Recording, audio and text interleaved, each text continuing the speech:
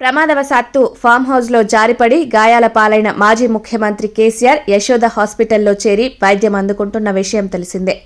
పరామర్శించేందుకు వచ్చేవారితో ఇబ్బందులకు గురవుతున్న విషయాన్ని గుర్తించిన మాజీ ముఖ్యమంత్రి కేసీఆర్ యశోద హాస్పిటల్ నుండి డిశ్చార్జ్ అయ్యారు.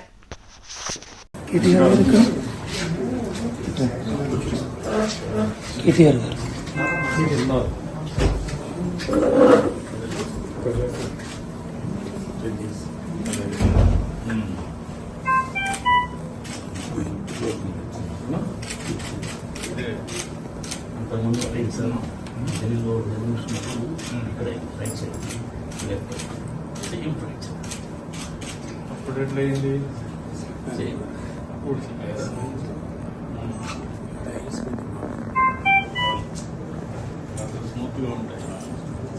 మనం ఎక్కడ ఆలోచిస్తున్నాం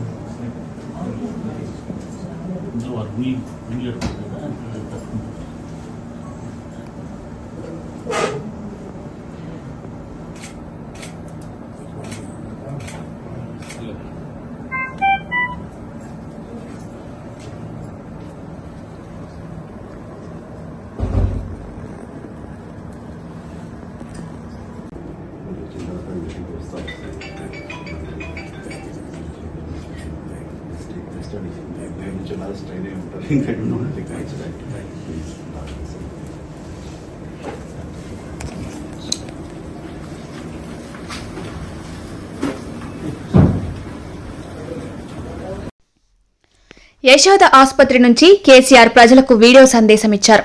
దయచేసి యశోద దవాఖానకు రాకండి, నాతో పాటు వందలాది పేషెంట్లకు ఇబ్బంది కలుగుతుంది. కోలుకొని త్వరలోనే మీ మధ్యకు వస్తా. ఇన్ఫెక్షన్ వస్తదని డాక్టర్లు నన్ను బయటకు పంపడం లేదు. దయచేసి యశోద దవాఖానకు రాకండని కోరుతున్నారు. ఈరోజు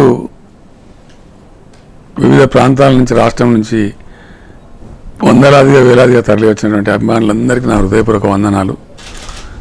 నాకు అనుకోకుండా జరిగినటువంటి యాక్సిడెంట్తో ఆసుపత్రిలో, యశోద హాస్పిటల్లో నేను ఇక్కడ ఉన్న సందర్భంలో వైద్య బృందం సీరియస్గా నన్ను హెచ్చరించింది ఏంటంటే, ఇన్ఫెక్షన్ వచ్చే అవకాశం ఉంటుంది, దాంతో సమస్య ఇంకా పెరిగి చాలా అవస్థలు వస్తాయి, మీరు నెలల తరబడి బయటకు పోలేరనే మాట చెప్తున్నారు.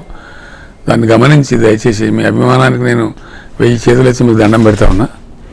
మీరందరూ కూడా ఈరోజు బాధపడకుండా మేము ఈ స్వస్థలాలకు మంచిగా క్షేమంగా వెనుదిరిగి పోవాలి.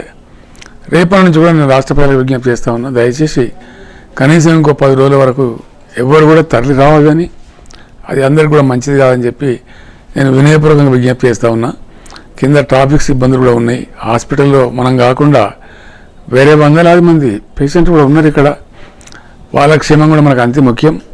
కాబట్టి మీరు అన్నేదా భావించకుండా క్రమశిక్షణతో దయచేసి మీరందరూ తిరిగి మీ ఇళ్ళ క్షేమంగా చేరండి. నేను మంచిగా అయిన తర్వాత తప్పకుండా రోజు 10 మధ్య ఉండేవాడినే కాబట్టి మళ్ళీ కలుసుకుందాం మనం, దానికి ఇబ్బంది లేదు. దానికి ఇప్పుడు కింద కేటీఆర్ కానీ మన అక్బరుద్దీన్ ఓవైసీ మన మిత్రపక్ష నాయకులు కానీ ఉన్నారు, వాళ్ళందరూ మీకు చెప్తారు. దయచేసి నా కోరికను మన్నించి ఎటువంటి హాస్పిటల్ దగ్గర ఇతర పేషెంట్లకు కానీ, నాకు కానీ, లేదా ప్రజలకు కానీ ట్రాఫిక్ కానీ ఇబ్బందులు కలగకుండా మీరు వెంటనే తరలి వెళ్ళిపోవాలి, మీ ఇళ్ళకి క్షేమంగా చేరుకోవాలని చెప్పి నేను భగవంతుని ప్రార్థిస్తూ ఉన్నా. నా మాటను మన్నించి గౌరవించి ఏమాత్రం ఇబ్బంది లేకుండా, గొడవ లేకుండా మీరందరూ తిరిగి మీ స్వస్థలాలకు క్షేమంగా చేరుకోవాలనేది నా విజ్ఞప్తి. నా విజ్ఞప్తిని తప్పకుండా మీరు మన్నిస్తారని భావిస్తూ ఉన్నా. ధన్యవాదాలు.